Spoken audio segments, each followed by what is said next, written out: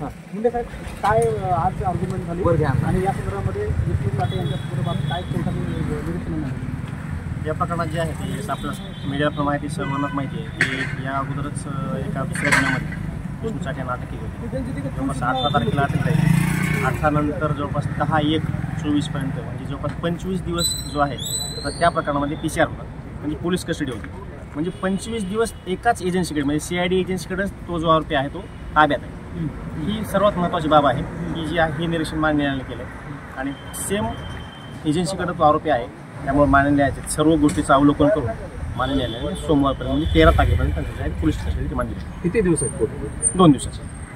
पण सर हे करत असताना काही गोष्टी कोर्टाने विचारल्या सुद्धा की जसं मोबाईलसारखा गोष्ट रिकवर का झाली नाही. 24 दिवस मान्य न्यायालयाने जी मोबाईलचा मुद्दा जो सांगितला होता, कारण आमच्या सबमिशनमध्ये असं होतं की हाच मुद्दा त्यांनी या अगोदरच्या 638 या गुन्ह्यामध्येही जो आहे हा मुद्दा नमूद केला होता. तोच परत मुद्दा जो आहे तो या प्रकरणात त्यांनी नमूद करून PCR मागितला होता. ते जी दोन्ही कारणं आहेत ते एकच आहेत असं आमचं सबमिशन होतं कोर्टाने. त्यामुळे कोर्टाने मोबाईलबद्दल विचारणा केली. थँक्यू. मग सर